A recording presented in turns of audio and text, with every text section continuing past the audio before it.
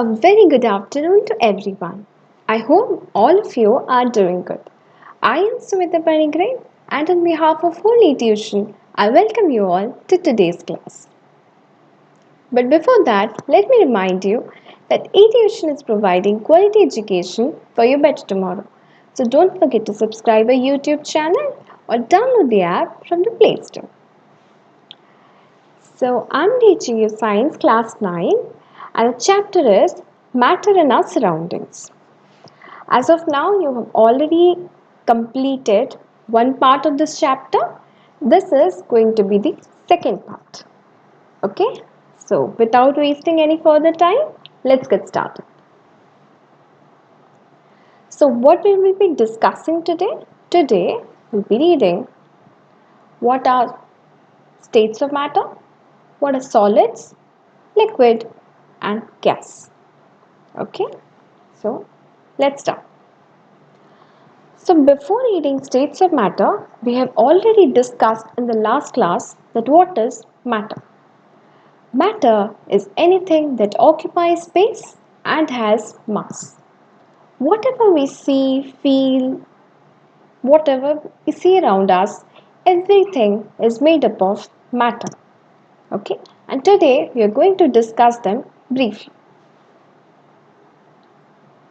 The first is everything we see in our daily lives are made up of matter. Whatever we see, whatever we feel, everything around us, whatever we see, is made up of matter.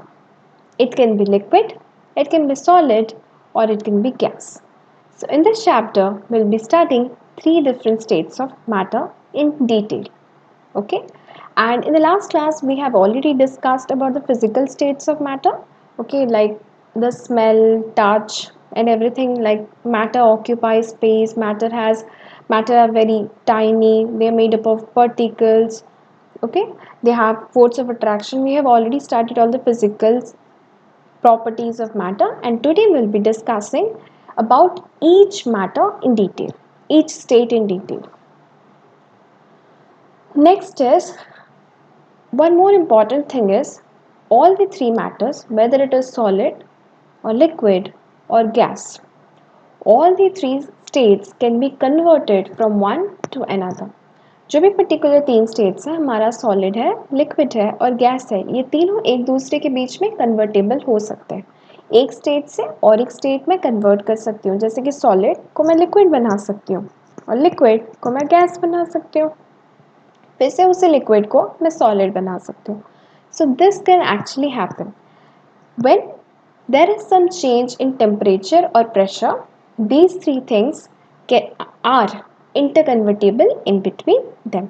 Okay, जैसे कि for example solid liquid कैसे हो सकता है. जैसे कि आप freezer में पानी रखते हो, ठीक है, उसको निकाल देते हो तो टेम्परेचर चेंज हो रहा है. इनसाइड द फ्रीज़र क्या था, टेम्परेचर बहुत कम था, इसलिए वो सॉलिड था. एंड जैसे ही वो बाहर आता है, ठीक है, तो क्या हो जाता है, लिक्विड हो जाता है. ठीक है, तो स्टेट चेंज हो रहा है. अंदर फ्रीज़र के वो सॉलिड था और फ्रीज़र के बाहर आया तो वो लिक्विड हो गया. ठीक है, so that is change in state due to the change in temperature. Similarly liquid से गैस हो सकता है और गैस से वापस सॉलिड हो सकता है. So this will be discussing in the next classes. Okay, but for now do know that these three states are interconvertible between each other. Okay, they can be changed from one form to another, like solid to liquid, liquid to gas, and reverse. Right? Okay, next.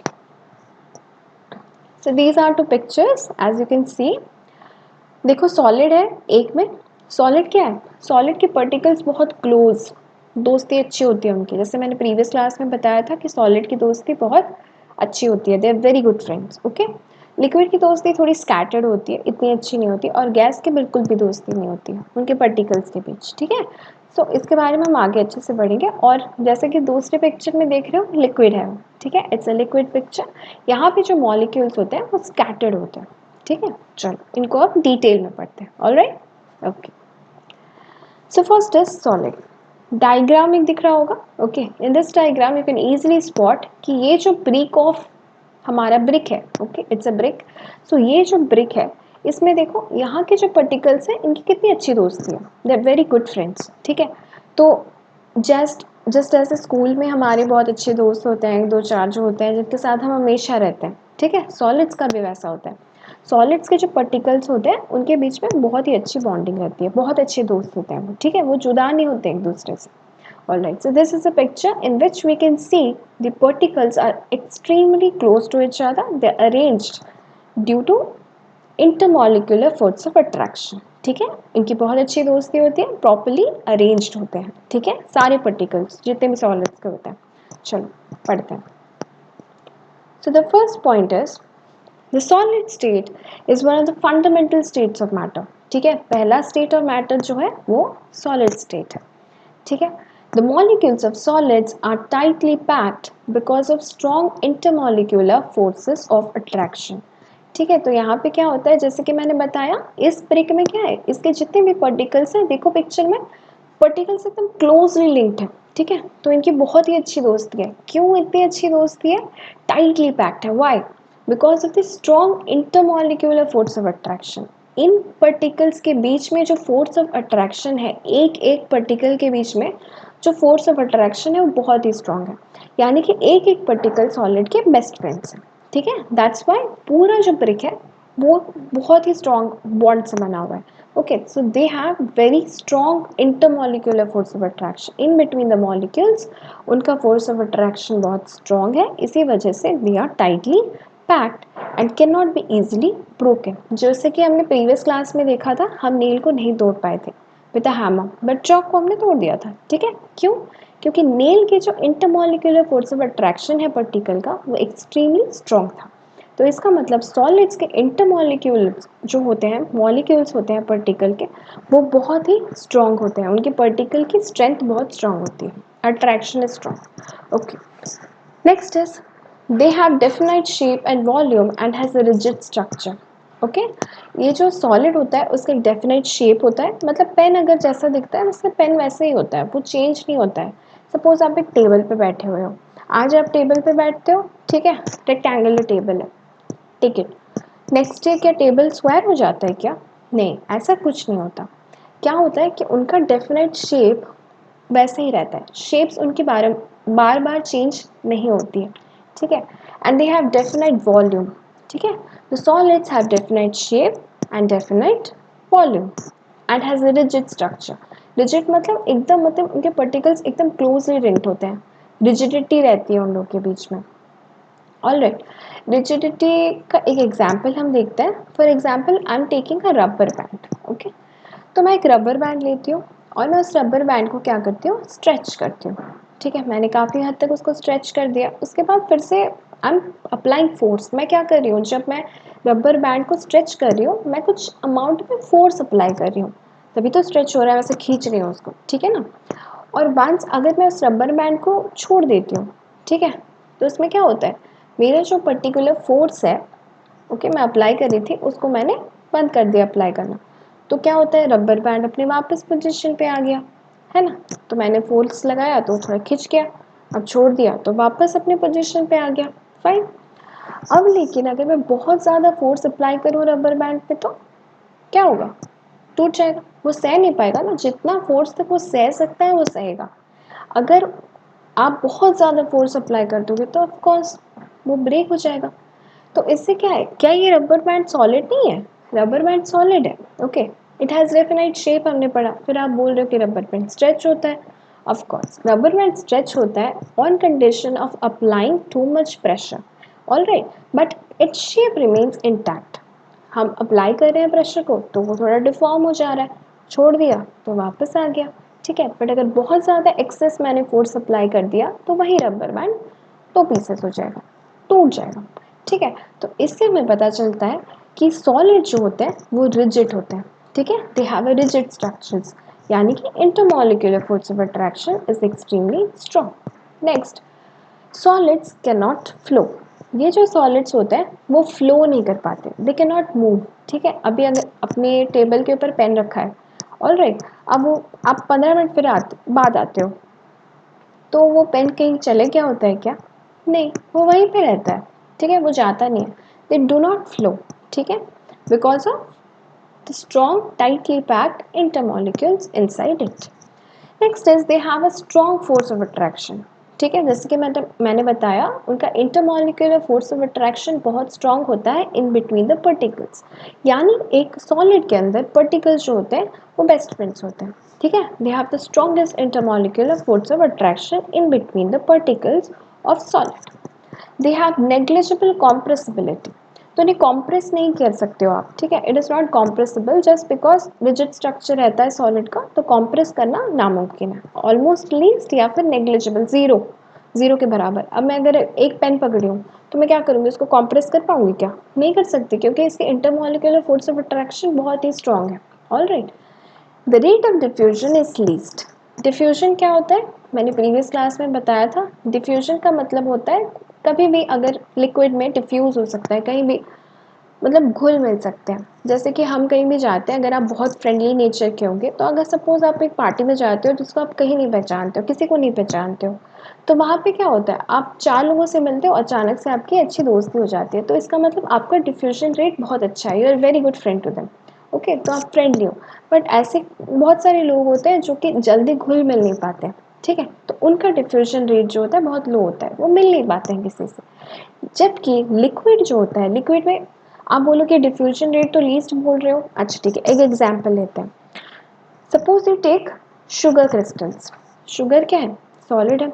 अब sugar को मैंने डाल दिया water में, कुछ time के बाद क्योंकि वाटर में ऑलरेडी स्पेस रहेगा तो ये शुगर डिजोल्व हो जाएगा, डिफ्यूजन हो गया। आप बोल रहे हो होता नहीं है, होता है बट कम होता है कुछ कुछ केसेस में, जैसे कि मैंने बोल लिखा है डिफ्यूजन इज लीस्ट, कम होता है या फिर नेग्लिजिबल रहती है। फॉर एग्जाम्पल शुगर डिफ्यूज होता है लिक्विड में, आपका सॉल्ट डिफ्यूज होता है, but at the same time अगर मैं आयरन को पानी में डाल दूँ तो क्या वो डिफ्यूज होता है? नहीं होता है। तो कोई कोई चीज़ डिफ्यूज होती है, बट उसका डिफ्यूजन का रेट जो होता है वो लो होता है। किसका? सॉलिड का।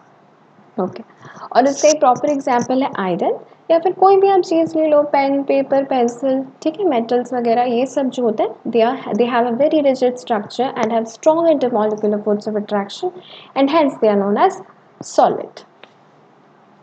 ओके, अब पढ़ेंगे लिक्विड। लिक्विड क्या है? Liquids have a definite shape, have no definite shape but have a fixed volume. चलो इसको पढ़ते हैं। तो क्या होता है, I am taking a jar of water. मैंने एक जार लिया, जार में बहुत सारा वाटर था। अब उसी जार के वाटर को मैंने एक ग्लास में ट्रांसफ़र कर दिया। जार जैसे शेप में था, पहले पानी जब उसके अंदर था वो उसी शेप में था। जैसे ही मैंने जार से पानी को ट्रांसफ़र किया ग्लास में, तो क्या हुआ? क्या जार का शेप जैसा पानी जार के अंदर था वैसे क्या उसी शेप में जार का शेप आया क्या ग्लास के नीचे, ग्लास के अंदर? नहीं, it took the shape of the container, it took the shape of the glass in which I put water. That simply means अगर मैं उसी पानी को अभी अगर एक कप में ट्रांसफ़र कर दूंगी तो वो कप का शेप ले लेगा।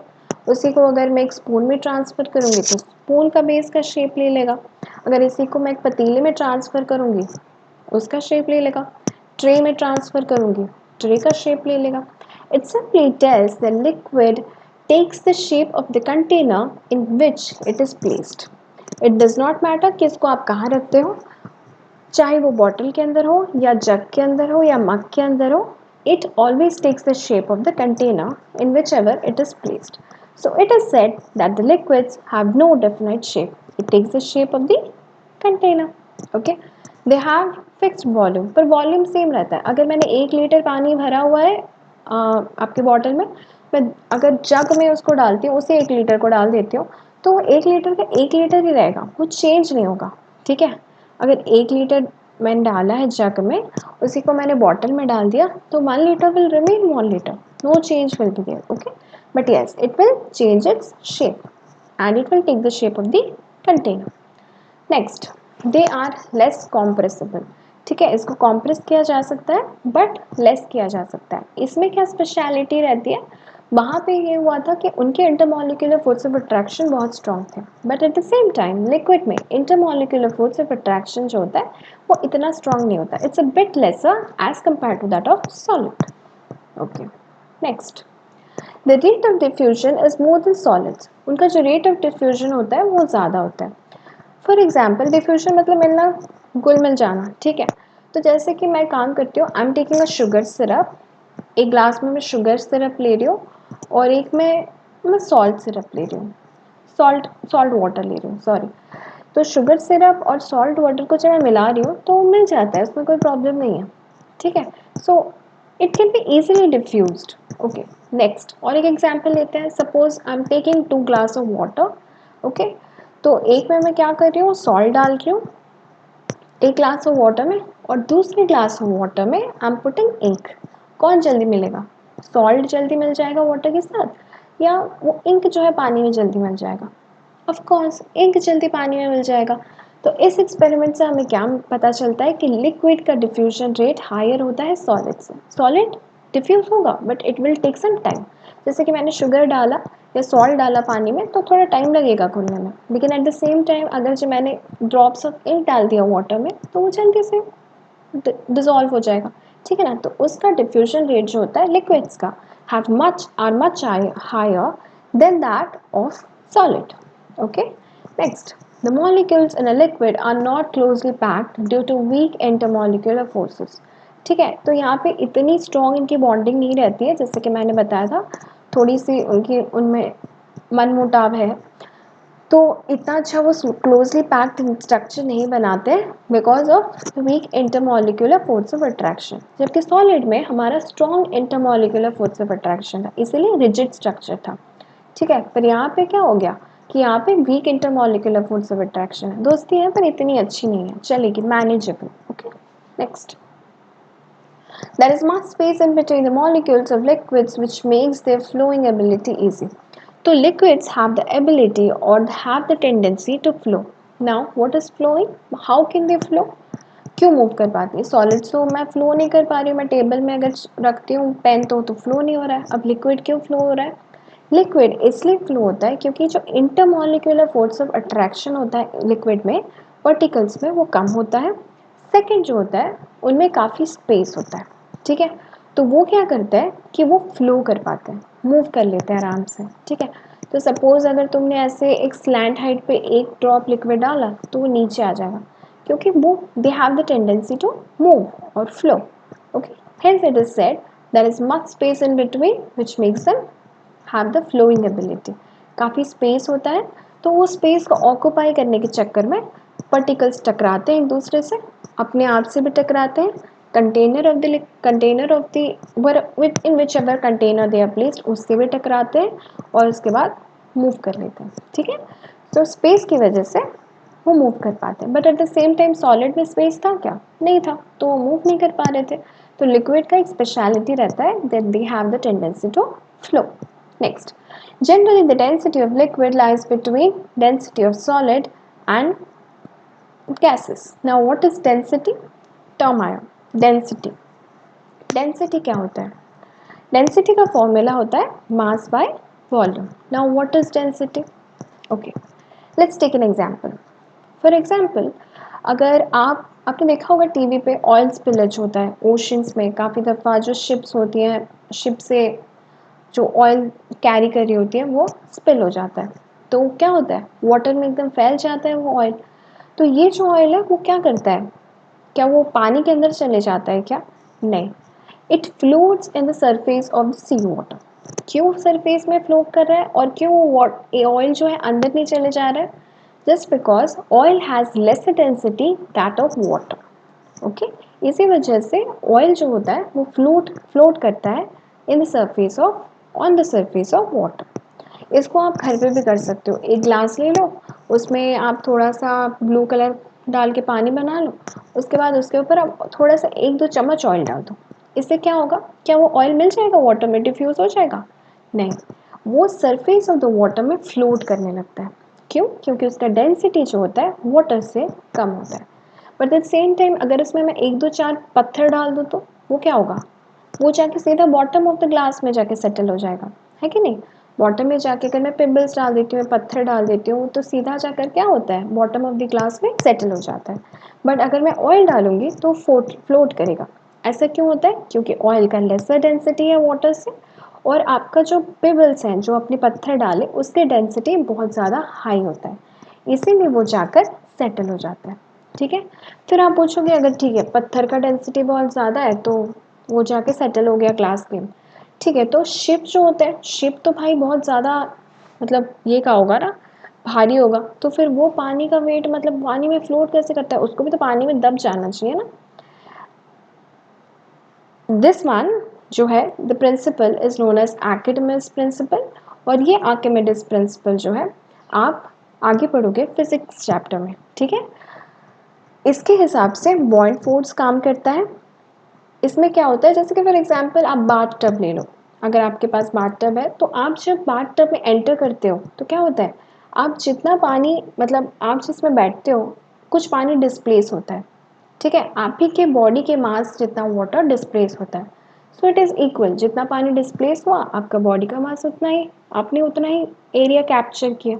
ठीक है, so this about this you will be reading in later chapters, but for now just remember कि density of liquid lies between density of solid and gases. lesser density किसका है, gases का। okay, this is the picture in which you can see कि यहाँ पे particles थोड़ी scattered है, पूरा उनका फोर्स ऑफ अट्रैक्शन इतना स्ट्रॉन्ग नहीं है। Okay, next, compressibility and thermal expansion of liquids are slightly higher than that of the solids. Compressibility मतलब कॉम्प्रेस हम कर सकते हैं, सॉलिड से ज़्यादा होता है, और थर्मल एक्सपेंशन क्या होता है, what is thermal expansion, name से पता चल रहा है, थर्मल मतलब something that is related to heat. ठीक है, हीट से रिलेटेड है। तो यहाँ पे क्या होता है, इनका एक्सपेंशन ज़्यादा रहता है। सॉलिड्स का थर्मल एक्सपेंशन कैसे होता है, जैसे कि पटरियाँ आपने देखी होंगी।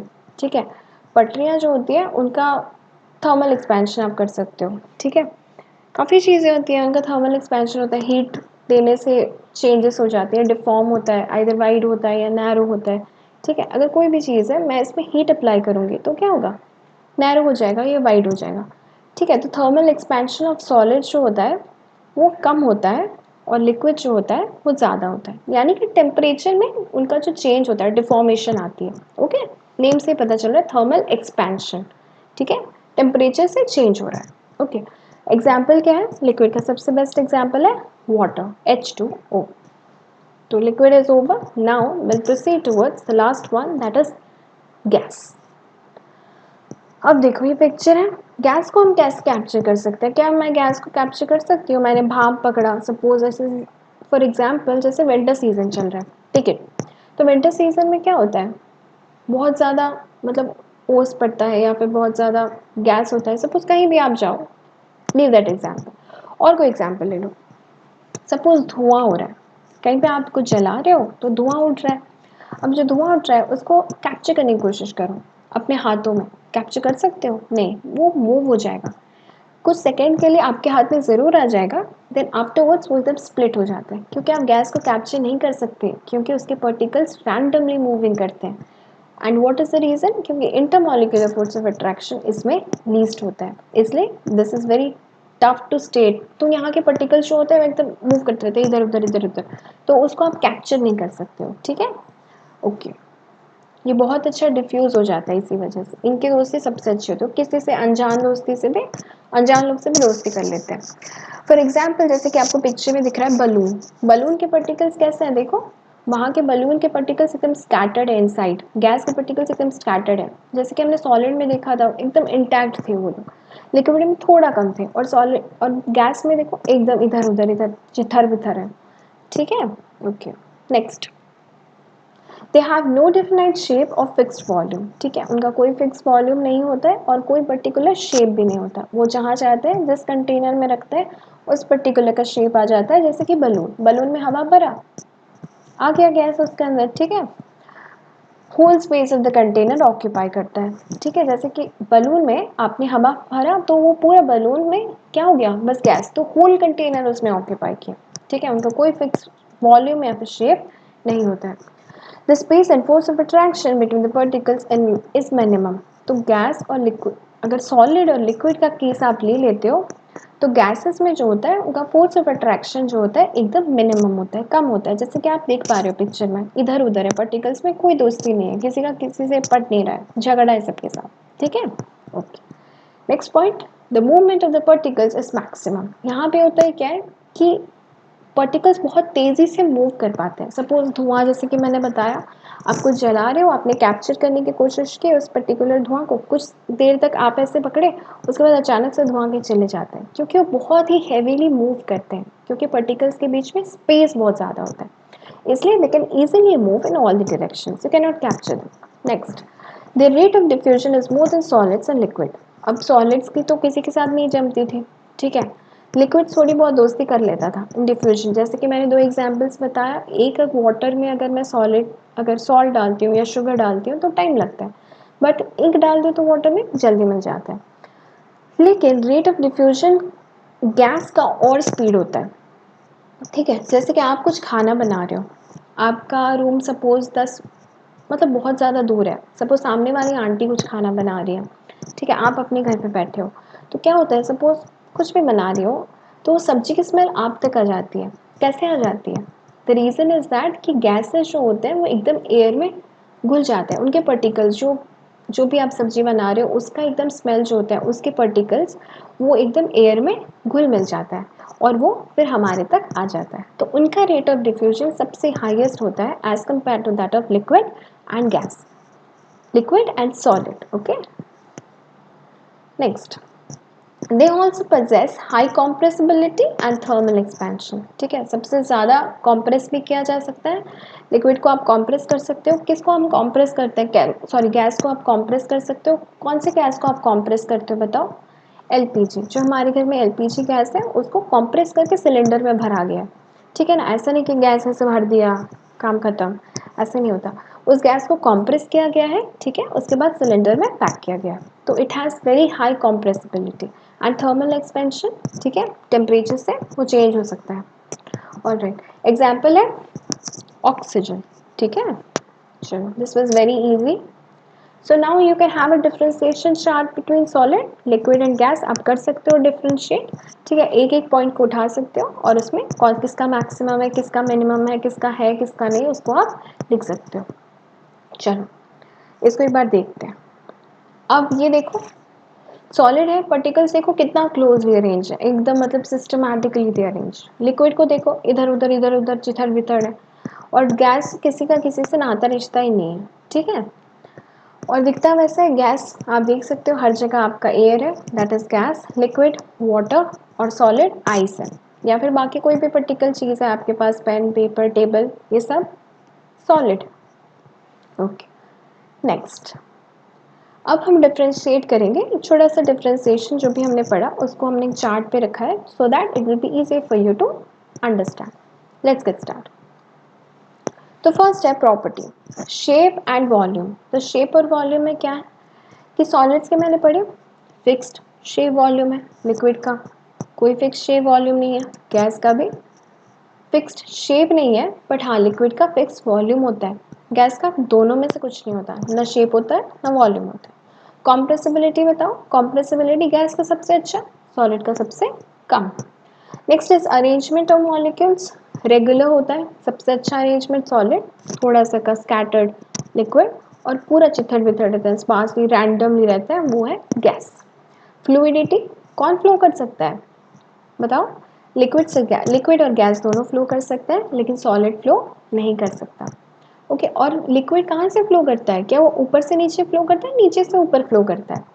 ऊपर से नीचे फ्लो करता है। अभी एक काम करो, तुम एक सीसॉ में जाओ, सीसॉ में ऊपर पानी डाल दो तो वो नीचे फ्लो करेगा, लेकिन एट द सेम टाइम अगर मैं नीचे पानी डालती हूँ तो ऊपर जाएगा क्या? नहीं, वो ऊपर से नीचे जाता है, पर गैस हर एक डायरेक्शन में जाती है, ठीक है। डेंसिटी, जैसे कि पता है डेंसिटी सबसे ज़्यादा किसका होता है? सॉलिड का, और सबसे कम होता है गैस का। डिफ्यूजन सेम, गैस का सबसे ज़्यादा, सॉलिड का सबसे कम। मेक अ चार्ट कि जैसे कि इंक्रीजिंग ऑर्डर या डिक्रीजिंग ऑर्डर में आप खुद से अगर लिखोगे तो for you it will be more easier to remember. Alright, make a differentiation chart so that आप अच्छे से इनको डिफ्रेंशिएट कर सकते हो इंक्रीजिंग ऑर्डर या डिक्रीजिंग ऑर्डर में, प्रॉपर्टी से आपके लिए बहुत ईजी रहेगा। मूवमेंट बताओ, किसका मूवमेंट सबसे ज़्यादा है? गैस, आराम से मूवमेंट हो सकता है, खाना सामने वाली आंटी बनाती है, हम तक पता चल जाता है कि आज हाँ चिकन बन रहा है, ठीक है, या पनीर बन रहा है। लिक्विड्स क्या होता है? लिक्विड्स का थोड़ा बहुत इंटरमॉलिक्यूलर पार्टिकल्स के ऊपर डिपेंड करता है मूवमेंट, ज़्यादा नहीं। और सॉलिड जो है उसका मूवमेंट नहीं है। So this is the difference that you have already read in the last 3-4 slides. Okay, this is what I gave just a glimpse of it. You make it yourself. तुम खुद से कोशिश करना इंक्रीजिंग या decreasing order में एक property लिख देना, सॉलिड लिक्विड गैस को डिफ्रेंशिएट करना, ताकि तुम आराम से इसको फ्यूचर में याद कर रख सकते हो. ठीक है. ओके, अब रिकॉल कर लेते हैं. ठीक है, हमने क्या पढ़ा आज? ऑलरेडी हमने पढ़ लिया था मैटर क्या है, उसकी फिजिकल प्रॉपर्टीज़ क्या होते हैं. आज हमने पढ़ा कि सॉलिड के क्या क्या प्रॉपर्टीज़ हैं, लिक्विड के क्या क्या हैं और गैस के क्या क्या हैं, और उन लोगों को डिफ्रेंशिएट किया. ठीक है, तो आप भी ऐसे डिफ्रेंशिएट चार्ट बना के डिफ्रेंशिएट करो so that you will be remembering. तो सॉलिड इंटरमॉलिक्यूलर फोर्स बहुत स्ट्रॉन्ग, लिक्विड में थोड़ा लेस और गैस में negligible. And this is the example. Okay, so thank you for watching today's class. I hope that you guys liked it. I'll be seeing you in the next class. Until then, अगर कोई भी आपको doubt होता है, let me know in the comment section below. I'll definitely answer. And until then, have a good day and keep smiling. Bye.